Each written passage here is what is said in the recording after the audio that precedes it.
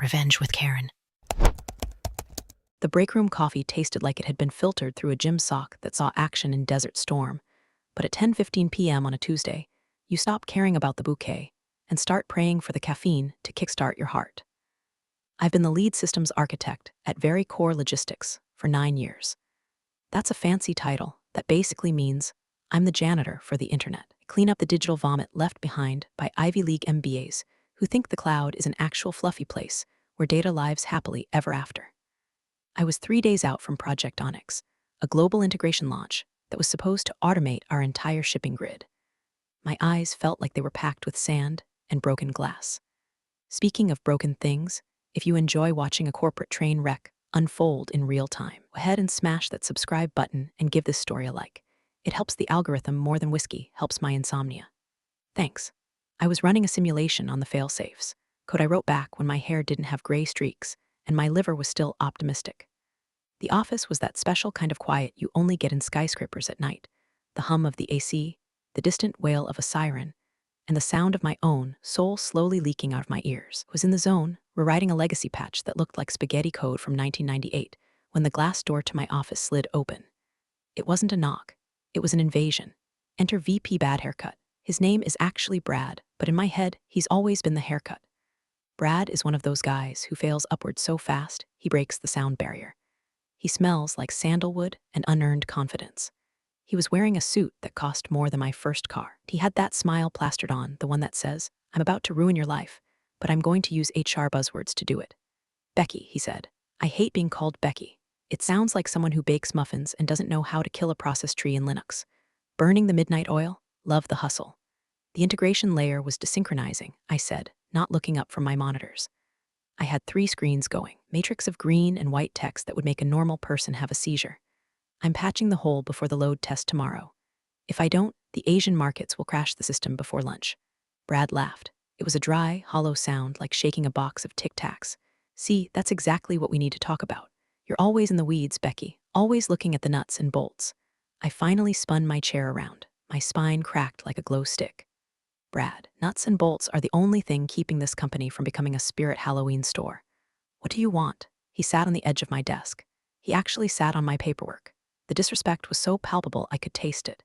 "We've been reviewing the synergy of the IT department. With Onyx launching, we need agility. We need freshness. My niece, Tiffany, you met her, right? The digital innovation intern, one who asked me if the server room had good lighting for her day in the life TikTok." I asked, my voice flat. "Yeah, I met her. She's got vision," Brad said, his eyes dead behind his designer frames. "She thinks your protocols are heavy, cumbersome. She calls it legacy drag. We need to pivot to a more lean agile mindset." I blinked. "Legacy drag? Brad, that drag is the firewall keeping Russian hackers from turning our logistics network into a Bitcoin mine." Held up a hand, a manicured hand. "We've decided to go in a different direction, Rebecca, effective immediately." The air left the room. It wasn't a gradual leak, it was a hull breach. "Excuse me, we're letting you go," he said, checking his Apple Watch like he had a dinner reservation to get to. "Severance is standard, 2 weeks, but we need you to vacate the premises now. Security is already on the way up." "You're firing me," I said, the words tasting like copper, 3 days before the biggest launch in company history. "Because your niece thinks my code isn't vibey enough." "It's about culture fit," Brad said, standing up and smoothing his jacket. "You're too slow, Rebecca. You double-check everything. You build redundancies for redundancies. Tiffany, she moves fast. She breaks things to fix them. She's going to break the company," I whispered. My hands weren't shaking. That's the funny thing about rage, it steadies you. It turns your blood into ice water. "Larry will escort you out," Brad said, gesturing to the door where Larry, our night shift security guard, was standing. Larry looked like he wanted to vomit. He knew me. He knew I brought him donuts every Friday. He looked at his shoes. "I need to document the patch," I said, reaching for the keyboard. "Don't touch the equipment," Brad snapped. His voice lost the corporate sheen for a second. "Company property. Tiffany is taking over the lead at 8 a.m. Handle the integration." I stood up. I'm not a tall woman, but I've been told I have the presence of a pissed-off badger. I grabbed my purse. I grabbed my pack of Marlboro Reds from the desk drawer, my one vice, usually reserved for the roof, but tonight I didn't care. "Tiffany," I said, letting the name roll around my mouth like a curse word. "The girl who thinks Python is a type of snake at the zoo. She completed a 6-week boot camp," Brad said defensively. "She's certified agile." "Right," I said. I looked at my screens one last time. The cursor was blinking at the end of a command line that was the only thing holding the database synchronization together. "Pending commit." I didn't press enter. I didn't save. I just turned off the monitor. You're making a mistake, Brad. A multi-million-dollar mistake. I'll take my chances with the future, he sneered. Now, please, you're making a scene. There was no one else in the office to see the scene, but in Brad's head, he was already rehearsing the story for the board. How he trimmed the fat. How he ushered in a new era of youth and vitality. I walked past Larry. It's okay, Larry, I said softly. Do your job. I'm sorry, Rebecca, Larry mumbled, his face red. I really am. It's not your fault the circus came to town, I told him. As I walked down the hallway, the fluorescent lights buzzed overhead, sound I usually ignored, but tonight it sounded like a countdown. I felt a strange sensation in my chest. It wasn't sadness. It wasn't even fear. It was the cold, hard realization that loyalty is a currency that has no exchange rate in the modern world. I had given this place 10 years of my life, my sanity, and the best cartilage in my knees. And they were trading me in for nepotism higher with a ring light and a live, laugh, love mousepad. Hit the elevator button. The arrow lit up, down. Too slow, I muttered to myself, lighting a cigarette right there in the hallway under the no smoking sign. We'll see about that. The elevator ride down felt like a descent into hell, if hell was paneled in brushed steel and smelled like lemon disinfectant. Larry stood in the corner, trying to make himself invisible. I didn't blame him. He was just a guy trying to pay for his kids' braces. It was the one carrying a cardboard box full of personal effects. A stapler, a framed photo of my dog, God rest his soul. He was the only male in my life who never lied to me, and a stress ball shaped like a grenade. When the doors opened on the ground floor, I expected to be ushered straight to the revolving door. But Brad, in his infinite wisdom, had forgotten that my parking pass was still on my desk. Larry, I need my pass, I said. I can't get my truck out of the garage. Unless you want me to ram the gate? Larry looked panicked. I can go get it, I'll go, I said. I left it right next to the server keys. We went back up. This time, the elevator opened to a different scene. The silence was gone. Music was blasting. Not good music. It was that repetitive, soulless electronic pop that sounds like a robot having a panic attack.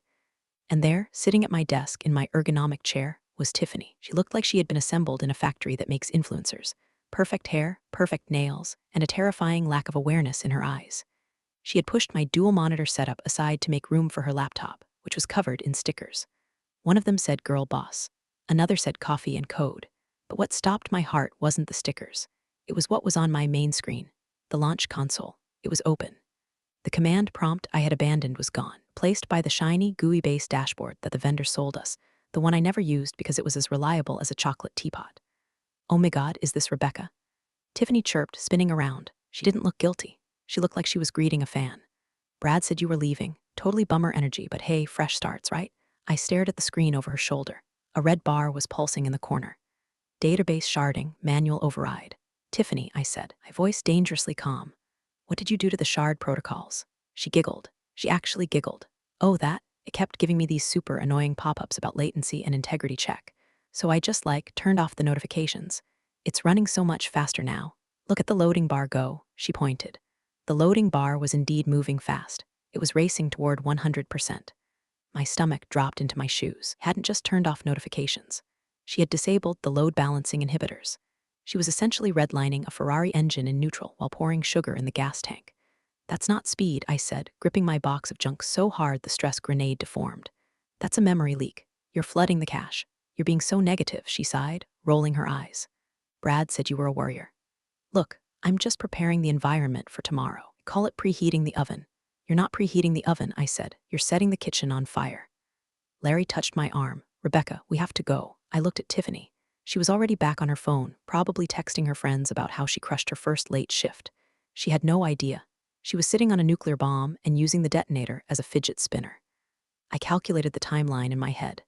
The cache would fill in about 8 minutes, and the database would try to write to a disk that was already locked. Then the transaction logs would corrupt. Then, Onyx would die, not a quiet death, a screaming, burning, public death.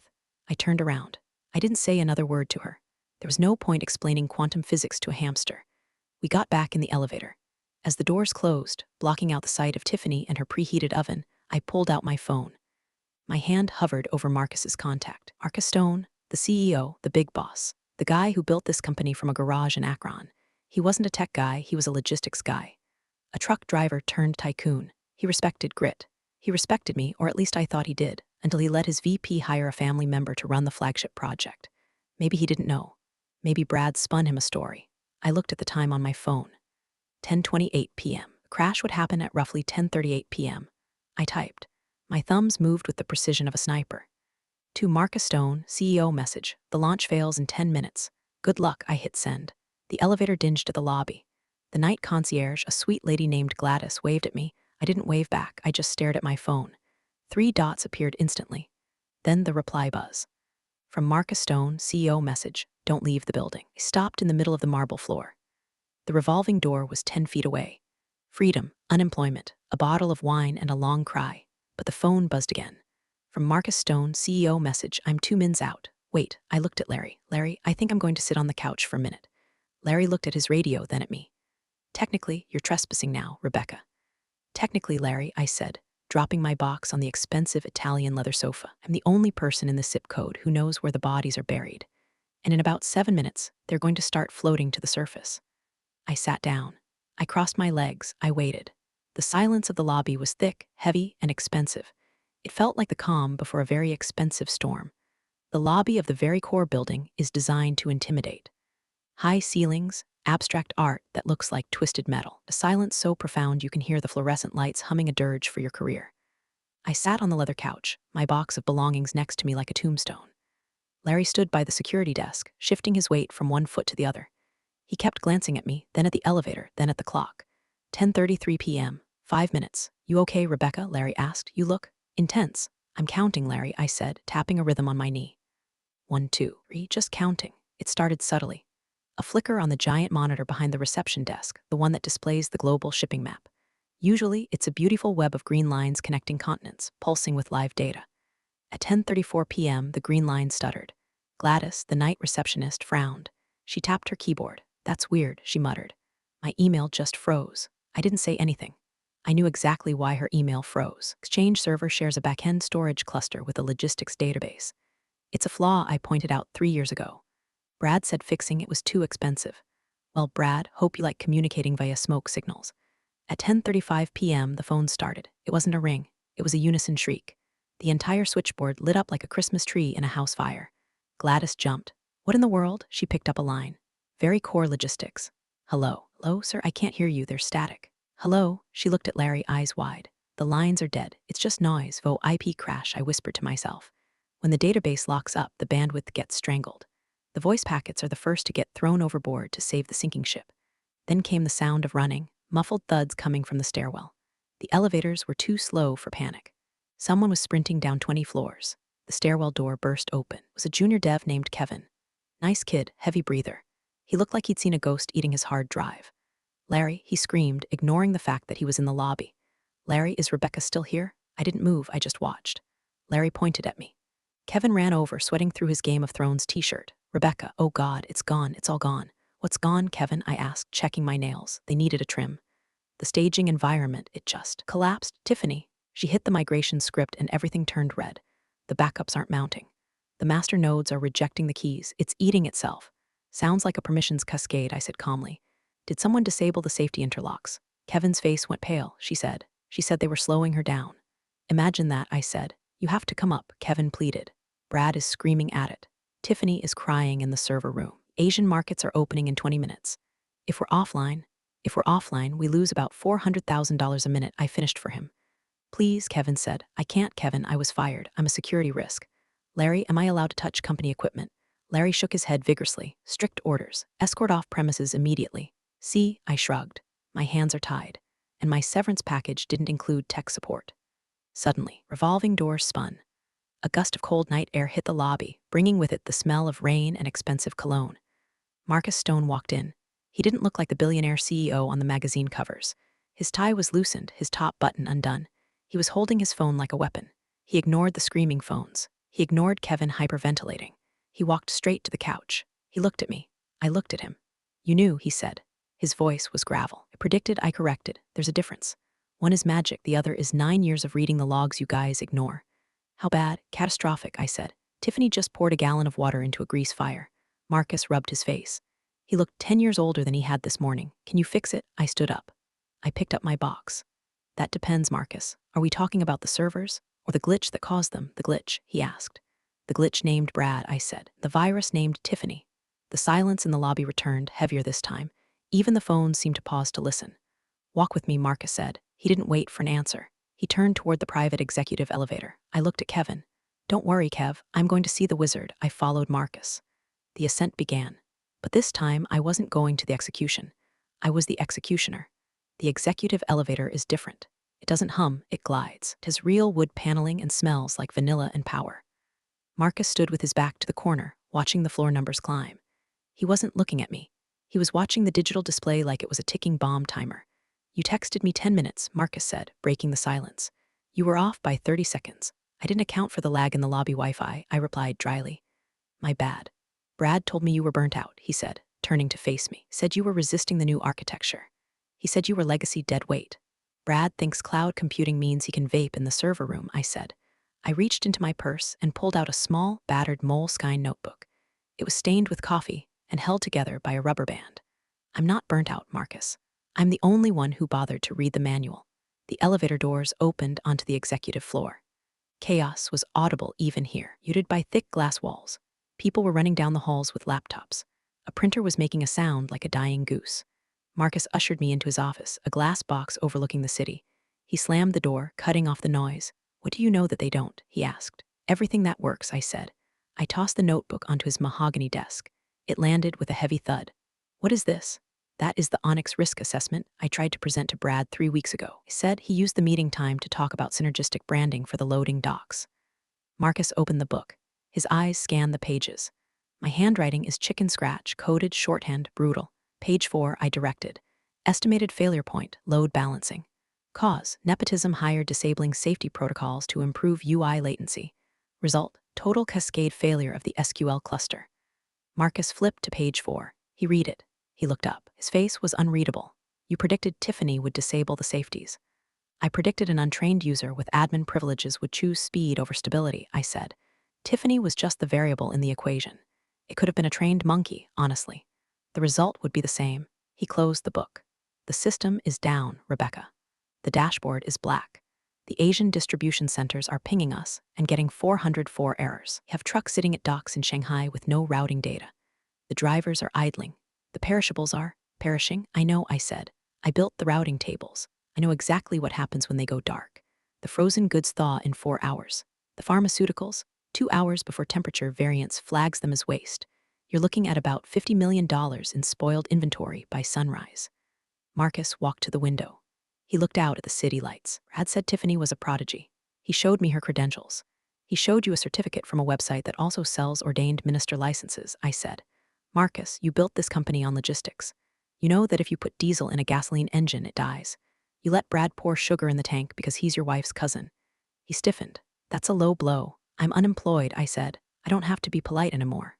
I have to be right. And right now, I'm the only person in this building who knows how to flush the fuel lines." He turned back to me. "Fix it. No, I'll double your salary. No, triple and a bonus. Whatever you want." I laughed. It was a rusty sound. "Marcus, you don't get it. This isn't about money. You let them humiliate me. You let them walk me out like a criminal because I was too slow. You let a child play with a loaded gun because she had the right last name." "What do you want?" he asked. Desperation was leaking through now. I looked at the clock on his wall. 10:45 p.m. "I want the gun," I said. "And I want the people who gave it to her gone. You want me to fire Brad and Tiffany," I added publicly tonight, before I type a single line of code. "Brad is the VP of operations. I can't just then buy a lot of ice." I cut him off. "Because those trucks in Shanghai are getting warm." Marcus stared at me. He was calculating. He was a businessman. He was weighing the cost of a lawsuit from Brad against the cost of the entire company imploding. "I need access," I said. "Total root access. No oversight, no agile meetings, and I need them out of the building. Now." He looked at his phone. Another alert. "Stock value pre-market dip warning." "Okay," Marcus whispered. "I didn't hear you," I said. "Okay," he shouted. "Do it, fix it. I'll handle Brad and Tiffany, her too, just save the launch." Picked up my notebook. "Get me a terminal. And get me some coffee that doesn't taste like ass." Marcus moved fast when he had to. He grabbed his desk phone. The landline was the only thing still working reliably, and barked an order to security. Code red, executive override. Restore credentials for user ID, rmiller01. Authorization code, Alpha Zulu 9. He hung up and looked at me. "You're live." "Not yet," I said, standing my ground. "I need the room." "What room?" "The war room, the main server hub, and I need it empty. I don't work with an audience, especially not an audience that thinks Control-Alt-Delete is a hacking tool." "Fine," Marcus said. "Let's go." We left his office. The hallway was a scene from a disaster movie. People were huddled in groups, whispering. Some were crying. The smell of fear was stronger now, acrid and sharp. We reached the double doors of the IT command center. Through the glass, I could see them. Brad was red-faced, screaming at a wall of monitors that were all displaying critical error messages. He was flailing his arms, looking for someone to blame. Tiffany was sitting in the corner, holding her knees, sobbing into her girl boss hoodie. The rest of the team, Kevin, Sarah, the other devs, were standing back, terrified to touch anything lest they be blamed for the crater. Marcus pushed the doors open. Air conditioning in the server room is kept at crisp 68 degrees, but it felt like an oven in there. Brad, Marcus's voice boomed. Brad spun around. Relief washed over his face when he saw the CEO, then curdled into confusion when he saw me. Marcus, thank God, we've been hacked. It's a cyber attack. I was just telling the team, this has Russian signature written all over it. And look, he pointed a shaking finger at me. Why is she here? I had her removed. She's here because you're an idiot, Brad, Marcus said. His voice was deadly quiet. The room went silent. The only sound was the whir of the cooling fans, working overtime to cool down processors that were locked in infinite loops. Excuse me? Brad sputtered. You're relieved of command, Marcus said. Get out. Marcus, you can't be serious. This is a crisis. We need leadership. We need a surgeon, Marcus said. You're a butcher. He turned to Tiffany. You too. Out. Tiffany looked up, mascara running down her cheeks. But Uncle Brad said I could fix it.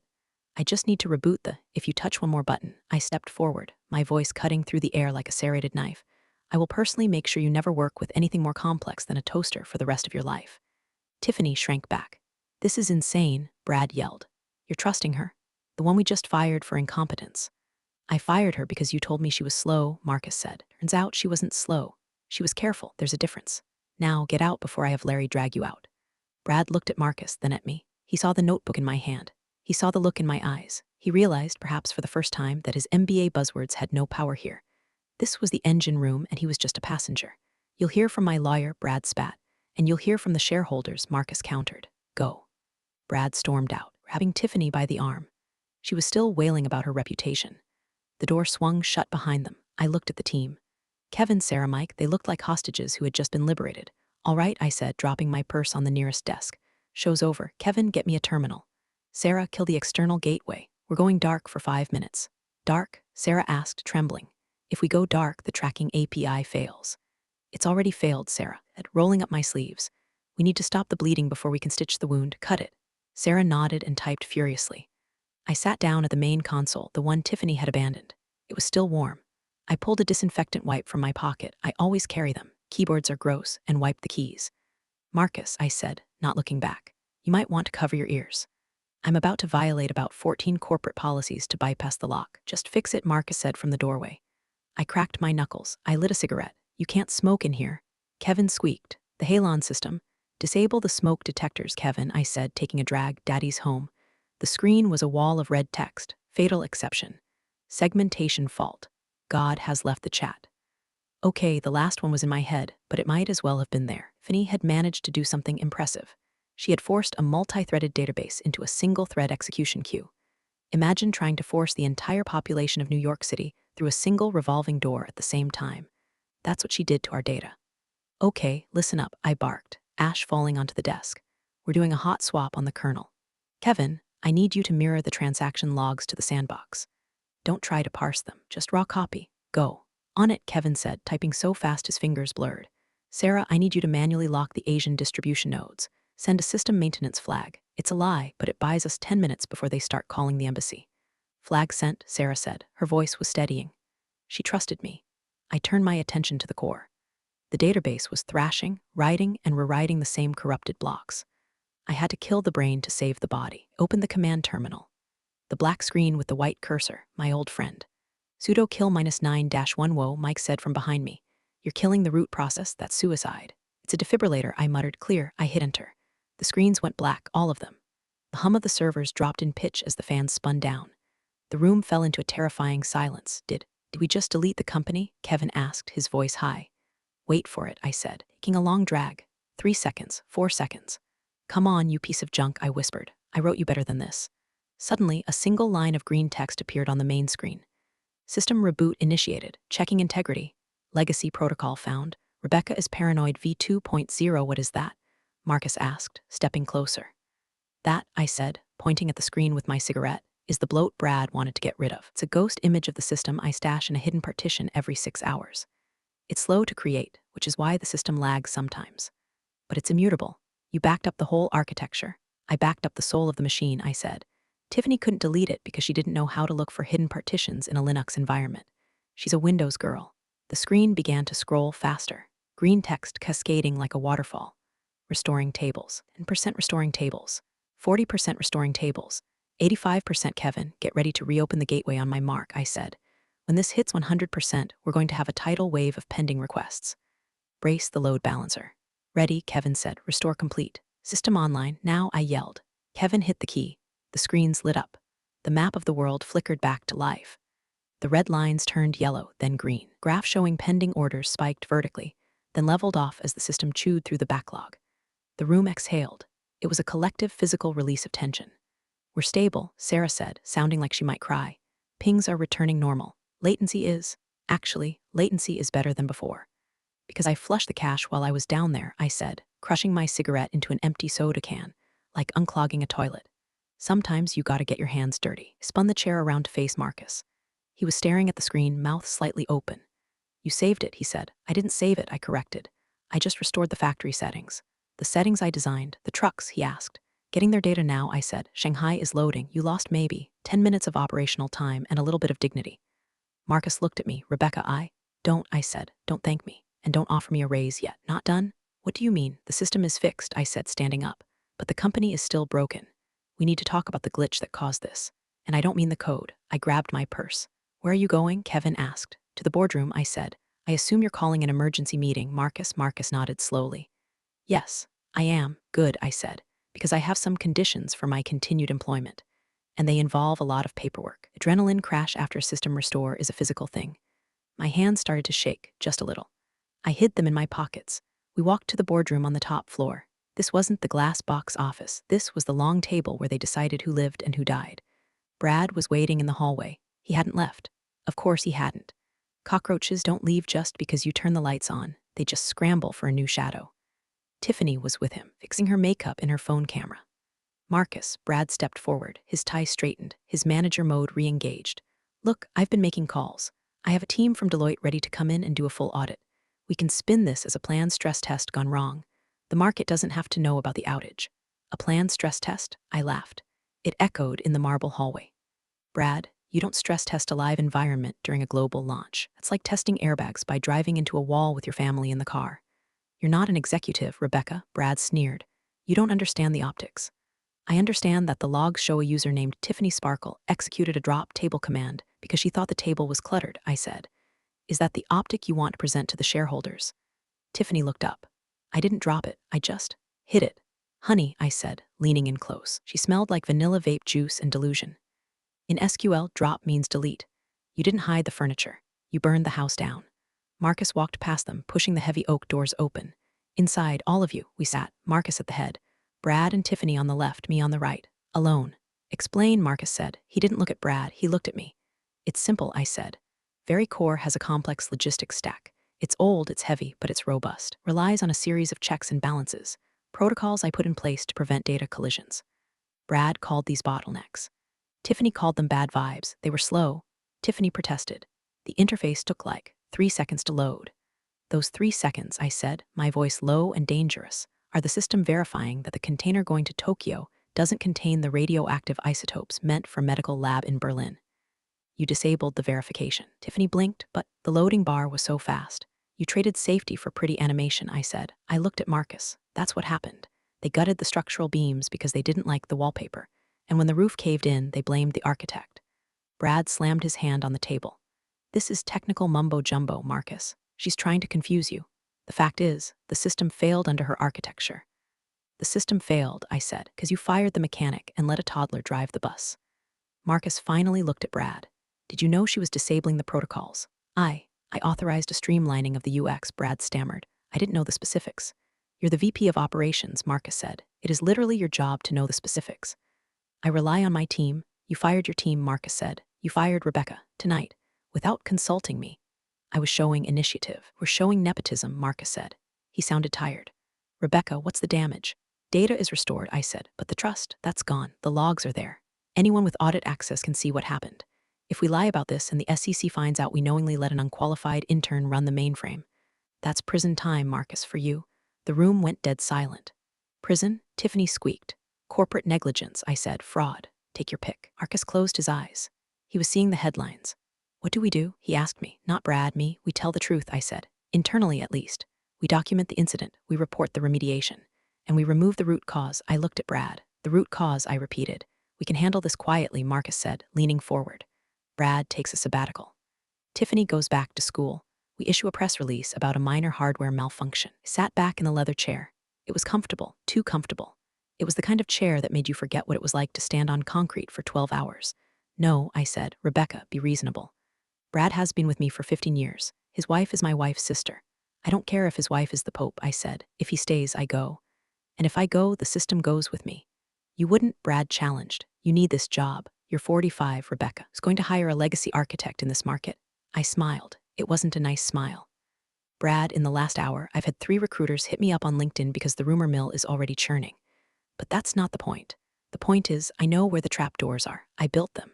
You keep me and I keep them shut. You lose me and, well, things tend to break when I'm not around to oil them, as we just saw. Marcus looked at Brad, saw the sweat on his forehead. He saw the incompetence radiating off him like heat lines on a highway. And Tiffany? Marcus asked. She's a liability, I said. She has admin access she doesn't understand. She has to go. Completely. NDA signed, laptop wiped, badge melted. This is unfair. Tiffany cried. I was just trying to innovate. Innovate on your own time, I said. This is a billion-dollar supply chain, not a sandbox. Pulled a folded piece of paper from my pocket. It wasn't a contract. It was a napkin I'd written on in the lobby while waiting for the crash. Here are my terms, I said, sliding it across the polished wood. Marcus picked it up. He read it. 1. Immediate reinstatement of Rebecca Miller as CTO, Chief Technical Officer. 2. Full autonomy over all hiring and firing within the IT division. 3. Immediate resignation of Brad Johnson and Tiffany Johnson. 4. A public acknowledgement to the internal staff of the error. 5. Double the salary and a designated smoking area on the roof. Marcus looked up. CTO, that's a board-level appointment. You have a board meeting in the morning, I said. I suggest you add it to the agenda. Or I can present my own agenda item, why the shipping containers stopped moving. You're blackmailing me, Marcus said, but there was no anger in his voice, just resignation. He knew I was right, knew he needed a mechanic, not a mascot. I'm negotiating, I said. That's what executives do, right? Leverage. Marcus looked at Brad. I'm sorry, Brad. Marcus. Brad stood up. You can't let her dictate terms. She's basically a janitor. She's the janitor who just cleaned up your mess, Marcus said. Draft your resignation, effective immediately. Brad turned purple. He looked like he was going to explode. He pointed a finger at me. You miserable, careful, he said, lighting another cigarette. I knew I wasn't allowed to smoke in the boardroom. I dared him to stop me. You don't want to burn bridges. I might be the only one who can give you a reference for your next job, assuming you want to work in. I don't know, data entry. Brad grabbed his jacket and stormed out.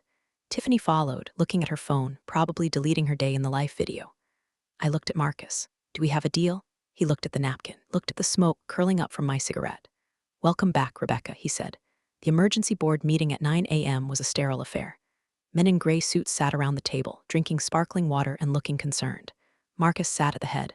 I sat at his right hand. I wasn't wearing a suit. I was wearing my hoodie and jeans. I didn't care. I was the one holding the keys. The incident last night has been contained, Marcus told them, thanks to the quick action of our new CTO, Rebecca Miller. He gestured to me. The heads turned. They didn't see a middle-aged woman with coffee stains on her sleeve. They saw the firewall. They saw the insurance policy. Miss Miller, the chairman of the board, said, "Can you assure us this won't happen again?" I can assure you, I said, my voice raspy from a night of chain smoking and coding, that as long as I'm running the architecture, nobody touches the core without my fingerprint. Moving back to a stability-first model. No more vibes, just math. They nodded. They liked math. Math made money and the personnel issues, the chairman asked. Resolved, Marcus said quickly. We've restructured the leadership. Restructured. That's a nice word for threw the trash out. I walked out of that meeting with a new title, a salary that looked like a phone number, and a key card that opened every door in the building. I went back down to the server room. The team was there. Kevin, Sarah, Mike, they were working quietly. The panic was gone. The hum was back, that steady, rhythmic drone of a healthy data center. It's a sound better than any symphony. Hey boss, Kevin said. I removed the girl boss stickers from the monitor. Used goo gone. Good work, Kevin, I said. Now patch the Exchange server. Properly this time. I walked to my office, my real office. I closed the door. I sat in my chair. The one with the busted lumbar support. Buy a new one tomorrow, Herman Miller, the expensive kind. I pulled up the logs one last time. Everything was green. The world was moving. Trucks were rolling. Ships were sailing. And nobody knew that for 10 minutes, the entire global economy had held its breath because a 22-year-old wanted to make a TikTok. I opened my desk drawer. I pushed aside the stress grenade. I pulled out a small bottle of bourbon I kept for emergencies. This wasn't an emergency. This was a celebration. I poured a shot into my world's okayest coder mug. I put on my headphones. I didn't play music. I opened YouTube and found a video, Danny DeVito eating an egg 10-hour loop. Don't ask me why. It just centers me, the absurdity of it, the grime, the reality. I took a sip. It burned. It felt good. The system was running. The parasites were gone, and I was still here. Too slow, I whispered to the empty room, raising my mug to the screen. I watched the loading bar of my life hit 100%. We're all healed. Big thanks, you legends of the old office days. Subscribe to keep the switch-flicking chaos alive. Your ex-boss is shaking in their loafers.